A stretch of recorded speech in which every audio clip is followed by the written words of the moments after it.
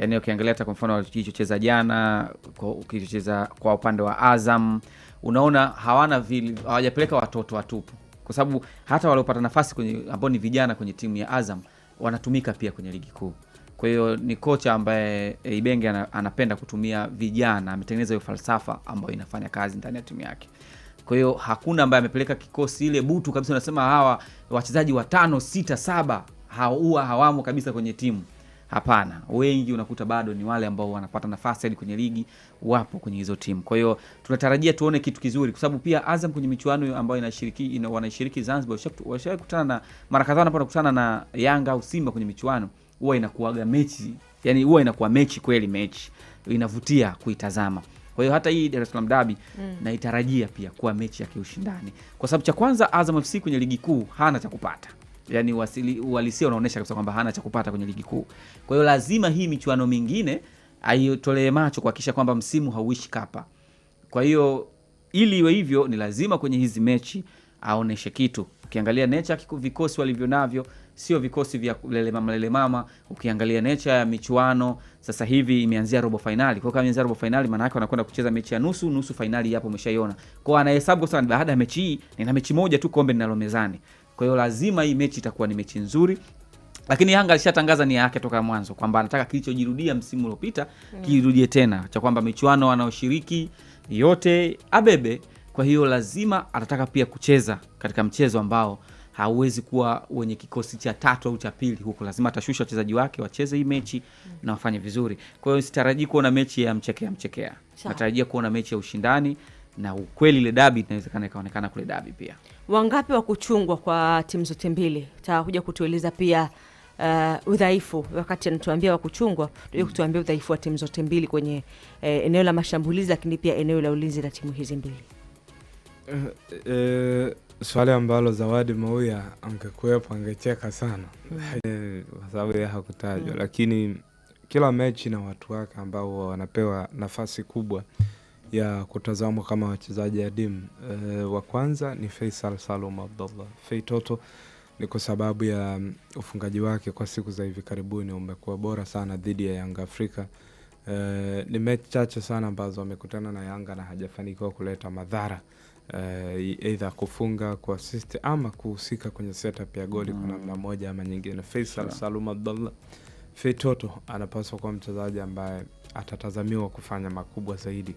Lakini kwa upande wa Yanga labda naweza kumzungumza Prince Mpumelelo Dube kwa sababu ya performance yake na historia yake na Azam FC. Licha ya kwamba hajafanya vizuri ama hajafanya vikubwa sana kama ambavyo ilikuwa inatazamwa hasa akikutana na Azam FC, lakini bado haiondoi ukweli kwamba ni mchezaji ambaye anatakiwa kutazamwa kwa kiwango cha juu, kwa sababu performance yake this season na muendelezo wake kwenye michezo anayocheza ni vitu ambavyo vinaweza vikawa vinachochea pakubwa kumzungumza kama miongoni mwa wachezaji wazuri na wenye ubora mkubwa.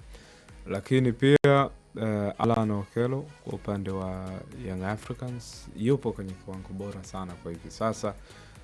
Mechi karibuni 4 mpaka 5 za mwisho amehusika na mabao ya kutosha, na naweza kusema mabao mengi yametokea kwenye hizo mechi ambayo ni assists, lakini pia kwa maana uwezo wa kufunga umeimarika sana kwake kwa siku za hivi karibuni. Mchezaji mwingine ambaye anapaswa kuweza kutazamwa zaidi. Lakini kwa Azam FC kuna wachezaji wawili kwenye eneo la midfield, James Akaminko pamoja na Himid Mao Mkami.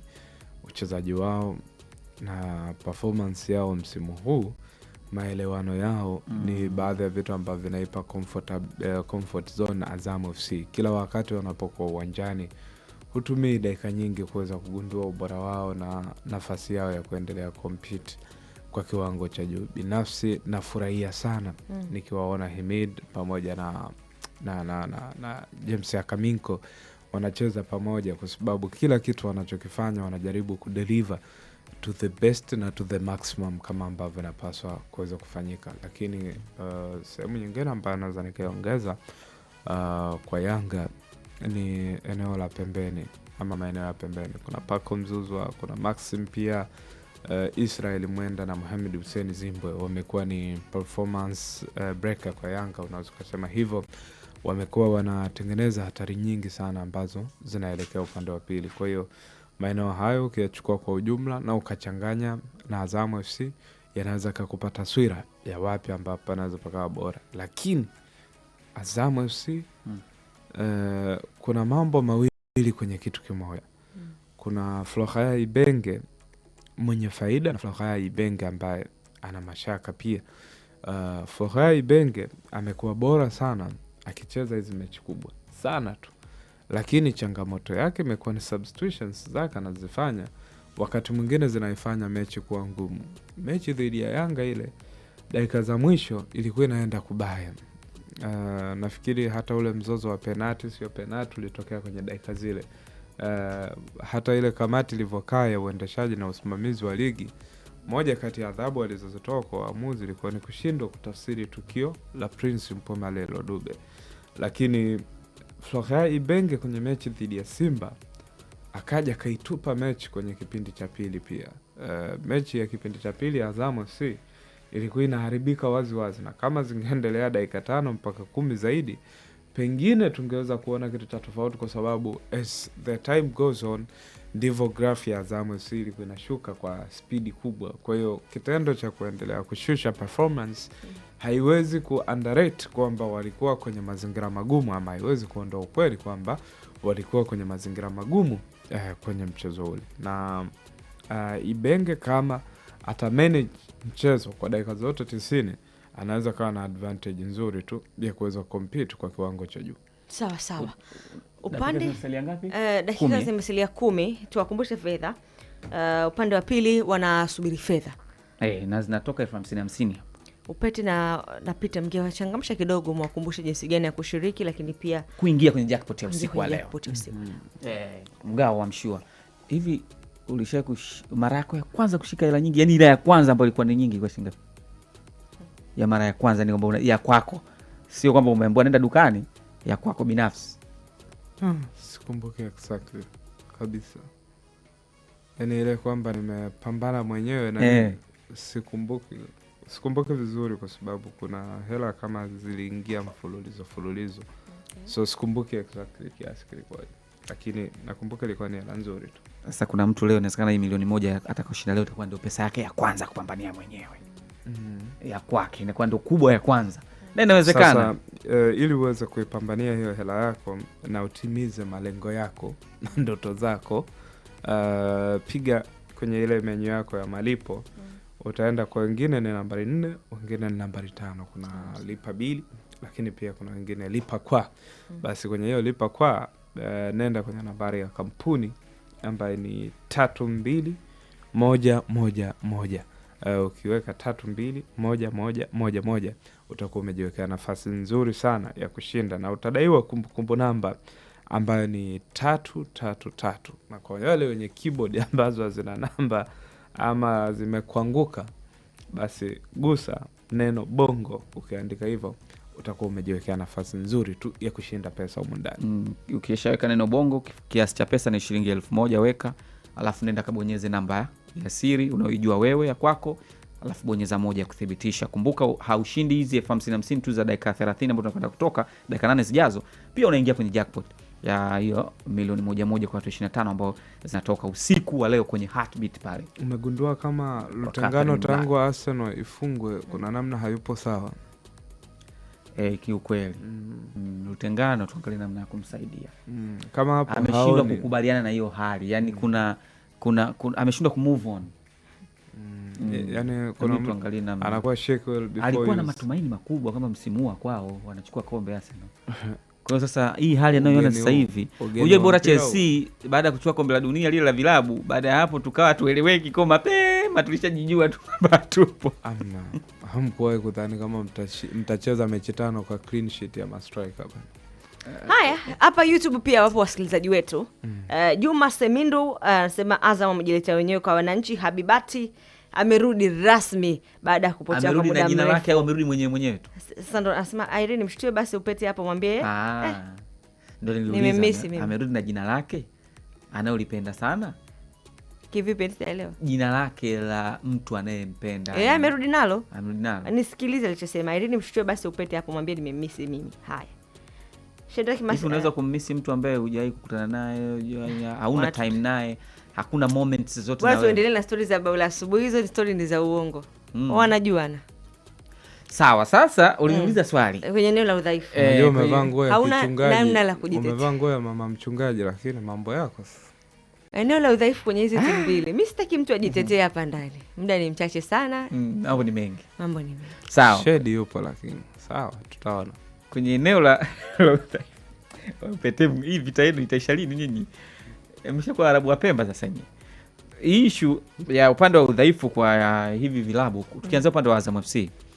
Miongoni mwa sehemu ambayo mimi naiona kama ni sehemu ya udhaifu kwao kwa sasa ni kwenye substitutions. Wanaobaki bench, anapoamua kushusha full mkoko kwenye timu yake pale mbele, wale wanaobaki bench mara chache kuona kwamba wanakuwa na impact kubwa ya moja kwa moja kuliko wale ambao wanakuwa wameanza kwenye kikosi cha kwanza. Na ndio hata sasa hizi ukiangalia wanao shine na kufanya vizuri Azam, utakuta bado ni wale ambao wanaanza kwenye kikosi cha kwanza muda wote. Utakuta mtu Faisal bado anawaka, yuko pale pale. Utakuta Nado ambaye bado ni regular starter wa timu, yani anaanza kikosi cha kwanza mara zote. Utamkuta kijana mara Akaminko na ndugu yake katikati pale ambaye anazeka na utamu wake katikati ya uwanja, Himidi bado ni wale ambao kikosi cha kwanza. Lakini pia mara kadhaa ambapo amekuwa akiwajaribu vijana kuanza, bado hawampi ile 100% ya kile ambacho anakitarajia, japo kipo ambacho na wenyewe wanakifanya uwanjani.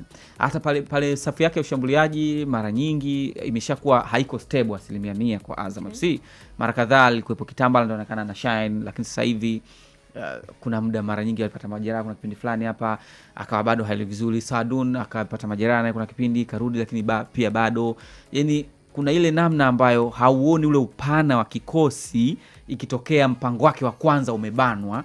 Wanaokuja kutengeneza alternative sio wengi ambao wanaweza kuja kubadilisha mchezo. Kwa hiyo kwenye sehemu hiyo inanifanya nione kwamba iwapo Mwalimu Pedro atafanikiwa kufahamu vizuri mpango anaoingia nao Ibenge, akamtight vizuri, kuna uwezekano mkubwa wa kukosekana alternative nyingine ya mtu wa ziada kuja kubadilisha mchezo. Sababu kwenye kubadilisha mchezo kuna vitu viwili. Kuna wakati mwalimu husika anaweza kubadilisha mbinu na kuswitch wachezaji, la kuna wakati kunahitajika mtu mwingine aingie ili kuendana na mtu fulani ambaye kulingana na aina yake ya uchezaji na mfumo wa mwalimu husika. Kwa hiyo kwenye sehemu hiyo ndio naona kama kidogo pia hapo kuna changamoto, kwa sababu wakija wale ambao huwa wanaanza kikosi cha kwanza Azam wakasema tucheze, tufunge booster tucheze, Azam anacheza na yeyote na anaweza hata kupata ushindi kwenye mechi yeyote kati ya hizi timu kubwa mbili.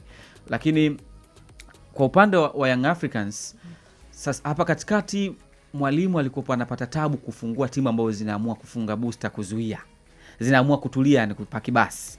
Mwalimu Pedro na hata yeye mwenyewe kwa kinywa chake aliwahi kukiri kwamba anachukia kukutana na timu ambazo zinazuia sana. Yani timu ambazo zinacheza nyuma zaidi, zinajilinda zaidi kuliko kucheza mpira. Ambaye yeye ndo alitumia pia dhidi ya Azam na dhidi ya Simba. Umeona? Kwa hiyo anachukia mfumo ambao yeye mwenyewe kuna wakati anakutumia. Umeona? Kwa hiyo kitu hicho pengine kilikuwa natokana na namna ambavyo hapa katikati wachezaji wake walivyokuwa wakicheza, alivyokuwa kikosa washambuliaji. Okero ambaye alikuwa anamtegemea pengine awe kama anasaidia kwenye kufungua locks zile, alikuwa hayuko vizuri. Kwa hiyo sasa hivi sidhani kama hiyo inaweza kuwa shida sana kwake, kwa sababu Okelo ameanza kujipata, na tuseme naweza kusema kwa sasa hivi ni kama amejipata kwenye club, na ndio maana tumeona assist nyingi zinatoka kwake. Badala ya kutumika kama winga amekuwa anatumika kama mchezaji ambaye nusu winga nusu kiungo wakati. Kwa hiyo inasaidia, yani nusu 10 nusu winga, na inamsaidia. Lakini pia ukija kwa Dube amerejea, na amerejea akiwa sio kwamba na ile fia ya majeraha, amerudi na anafunga. Kwa hiyo unaona ule udhaifu ambao ulikuwa ni udhaifu wao, kwa sasa hivi kuna namna umeanza kupata suluhisho. Kwa hiyo kwa Yanga kitakachoamua zaidi ni performance ya wachezaji siku husika. Sawa, hapo komea, tutarudi ukituelezea mengine mengi zaidi kwenye hilo. Wakati huu mezani tunaye Tanlig Medical Tourism Agency.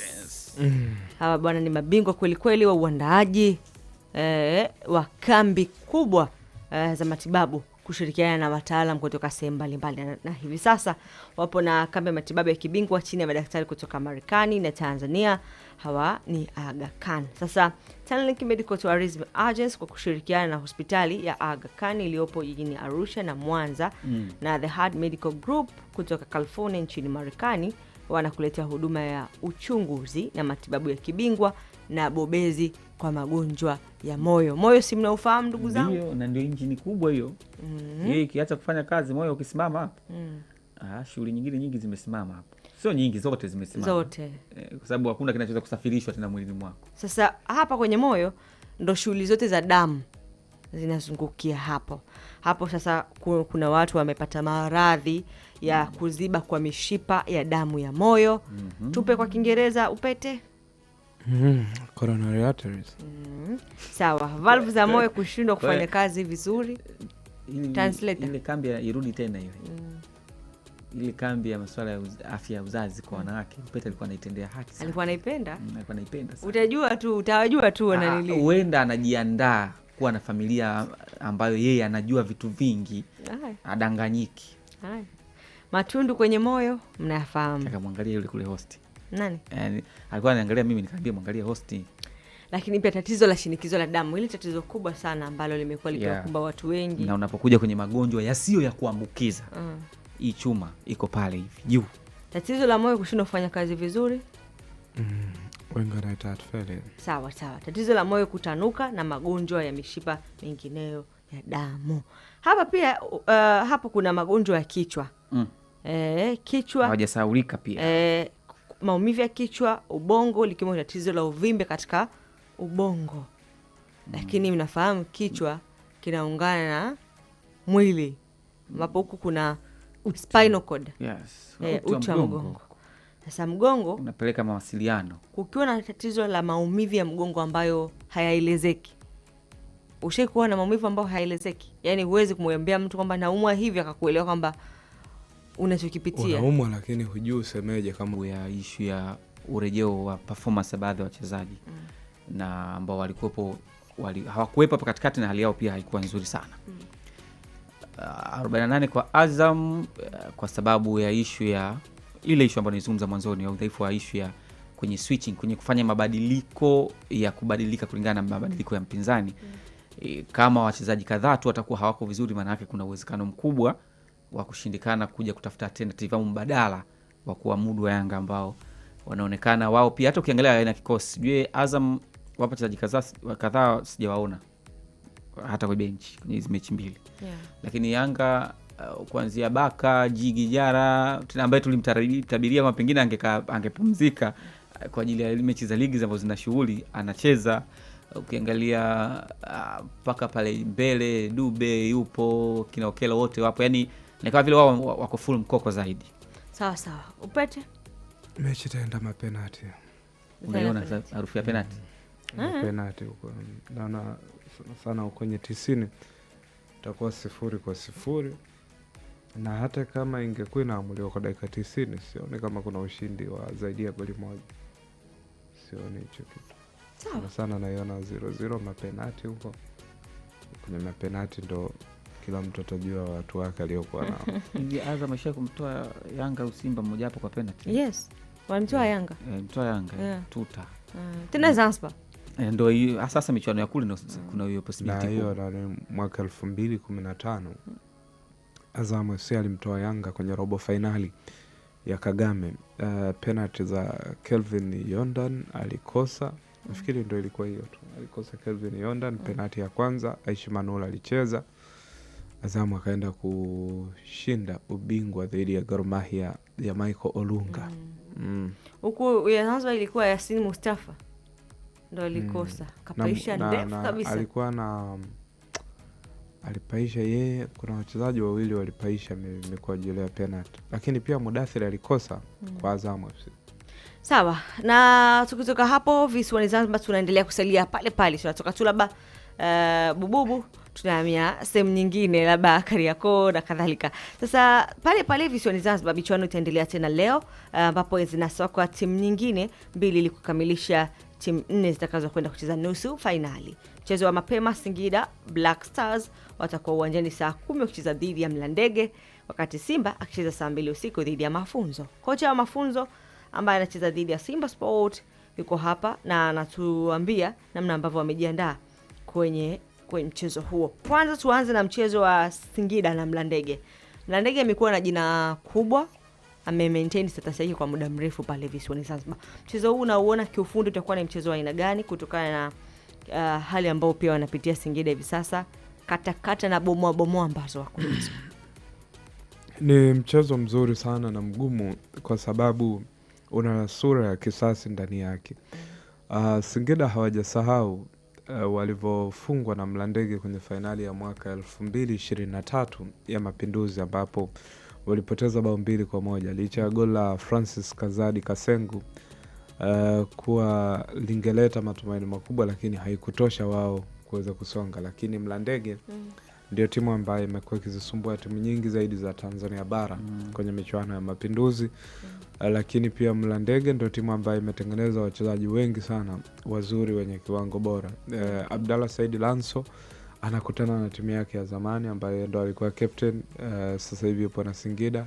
Leurian Omer Makame yupo JKT Tanzania, ametoka kwenye ile timu ya Mlandege.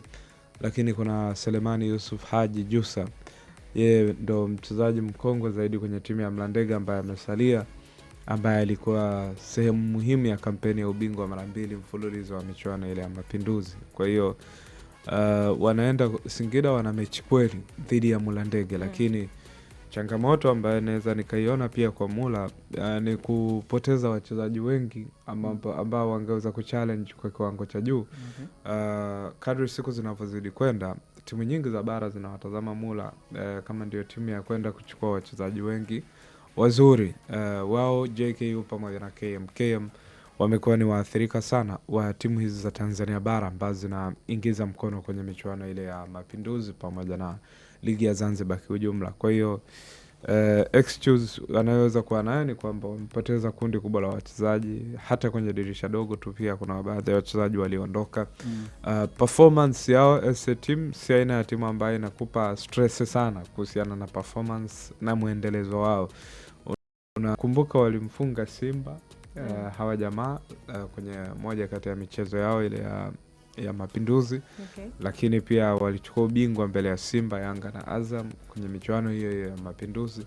Sifikiri kama wanaweza kuja kinyonge, lazima watakuja wakiwa wanataka kuweka statement kuhusiana na michuano ya Muungano. Kwa hiyo lazima Singida afanye kazi nzuri na ya ziada na ya kutukuka ili aweze kupata matokeo mazuri dhidi ya Mlandege, lakini akienda kichwa anaweza kawambwa za uso, kwa sababu hawa si aina ya timu ambayo unaweza kaichukulia kimchekea, na ni miongoni mwa timu za Zanzibar ambazo zinapendwa. Yaani ukizungumza debi ya Zanzibar sasa hivi unazungumzia Mlandege dhidi ya Kundemba. Hiyo ndo mechi ambayo inajaza uwanja wa Aman. Ukikuta siku kuna mechi ya ligi ya Zanzibar imejaa, basi ni Mlandege na Kundemba. Kwa hiyo lazima ile nusu ya mashabiki wa Mlandege wataenda kuishangilia timu yao wengi sana, lakini Kundemba wao watakuwa upande wa Singida, na hii itafanya pia hata wachezaji wa Mula kucheza kwenye performance bora, wakiamini kwamba wana pande mbili, shilingi ngumu na shilingi rahisi. Lakini kama wakicheza kwenye ule ubora wao, tutaona moja kati ya mechi bora sana. Sawa. Saa 1:40. Kumbuka zimesalia dakika 10 tu ukawe mshindi. Na Hapo zile za dakika 30 ahadi ni deni. Za dakika 30 mimi nishatoa. Au nipige simu kwa piga simu tupate washindi. Mimi tayari nishatoa hela. Nikisema nimesema, kwa sababu najua hamna kitu ambacho kinauma ukiondoa mapenzi na mpira. Ila hapana, pesa inaweza kaa kwa juu. Nini cha kwanza? Kwenye sema shida ni kwamba nishashuhudia watu walishai kukataa dili la hela kwa sababu ameumizwa kimapenzi. Wewe kwako nini cha kwanza? Mimi? Hela na mapenzi. Sasa level ya mapenzi mimi nishavuka. Unasikiliza? Vipi? Shwari? Shwari. Unaitwa nani kutoka wapi? Upo live hapa kwenye Bao la Asubuhi Bongo FM. Naitwa Joseph Steven Mwita. Aha. Kutoka wapi? Kutoka Chanika, Dar es Salaam. Bwana hongera sana. 50,000 ni halali yako kwenye simu yako. Umeiona? Nimeona 50 hapa. Bwana, hiyo 50 ya kwako haina kipengele chochote. Ni wewe Nashukuru Mungu abariki. Nimecheza asubuhi buku. mara moja. Nimecheza mara moja tu asubuhi. Sasa umeona ulivyokuwa na bahati, na jioni kuna milioni 25 za kwenye jackpot. Nenda kapambanie na hizo mzee wangu.